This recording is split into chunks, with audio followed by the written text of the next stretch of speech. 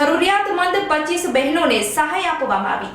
આજરોજ શ્રી માતા રેણુકા ટ્રસ્ટ આયોજિત જરૂરિયાતમંદ વિધવા બહેનોને રોકડ સહાય વિતરણ કાર્યક્રમમાં 25 બહેનોને સહાય આપવામાં આવી હતી।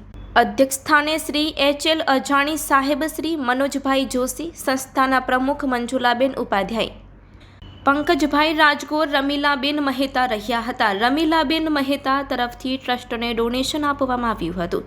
શ્રી મનોજભાઈ જોશી તરફથી બહેનોને રોકડ સહાય, સ્વર્ગસ્થ પ્રાણજીવન રવજી રાજગોરના સ્મરણાર્થે હસ્તે પંકજભાઈ પી. રાજગોર તરફથી બહેનોને સારી આપવામાં આવી હતી। ભોજનના કાયમી દાતા શ્રી દીપકભાઈ રહ્યા હતા। તાલુકા બ્રહ્મ સમાજમાંથી પ્રકાશભાઈ, મહિલા પાંખના પ્રમુખ હિનાબેન જેઠી હાજર રહ્યા હતા। ટ્રસ્ટી મંડળના બિંદુબેન જોશી, દીનાબેન રાવલ, પાયલબેન, મોહિનીબેને વ્યવસ્થા સંભાળી હતી। કાર્યક્રમનું સફળ સંચાલન કમલાબેન વ્યાસે કર્યું હતું અને આભાર વિધિ મિનલ પાલીવાલે કરી હતી। ઉમેશ આચાર્યની યાદીમાં જણાવવામાં આવ્યું છે। Report by Amitbhai Bhanushali, Naliya, Abdasa, Kutch. નમસ્કાર, હું મંજુલા ઉપાધ્યાય, શ્રી માતા રેણુકા ટ્રસ્ટના પ્રમુખ સ્થાને છું। સમસ્ત બ્રહ્મ સમાજનું મહિલા પાંખનું આ એક ટ્રસ્ટ છે જે સેવાકીય પ્રવૃત્તિઓ કરે છે। દર વર્ષમાં એક વખત ભુજ શહેરમાં રહેતી નિરાધાર ગંગા સ્વરૂપા બહેનોને રોકડ સહાય આપવાનું એક કાર્યક્રમ છે જે કાયમી ધોરણે પ્રોજેક્ટ તરીકે અમે લીધેલો છે। હંમેશા એવું કહેવાય છે, જનસેવા એ પ્રભુ સેવા। અમારો આ એક નાનકડો પ્રયાસ છે। ભલે વર્ષમાં એક વખત અમે એને રોકડ સહાય આપીએ છીએ અને એ બહેનોના ચહેરા ઉપર શ્રાદ્ધના દિવસોમાં જ્યારે આ સહાય મળે છે ત્યારે એનો આનંદ જોઈને અમને ઘણો સંતોષ થાય છે। હા, અમારી સંસ્થાની અન્ય પ્રવૃત્તિઓની વાત કરું તો અમે અધિક માસમાં આ લાભાર્થી બહેનોને યાત્રા પ્રવાસે પણ લઈ ગયા છીએ।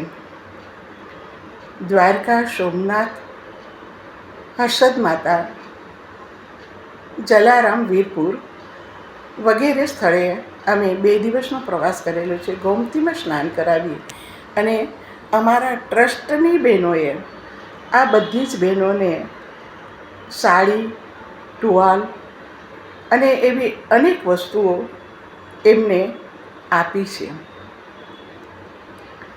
અન્ય એક પ્રવાસ અમે સૌરાષ્ટ્રમાં મોરબીની નજીક તીથવા ગામે કરેલો। ત્યાંથી ભંગેશ્વર, ઉમા માતાજીનું મંદિર, રફાળેશ્વર, માટેલનું ખોડિયાર માતાનું મંદિર, આ બધી જગ્યાએ અમે બહેનોને પ્રવાસે લઈ ગયા હતા। લાભાર્થી બહેનોને તદ્દન ફ્રીમાં અમે પ્રવાસ કરાવ્યો હતો। 2 વખતનું જમવાનું, નાસ્તો વગેરે આપ્યા।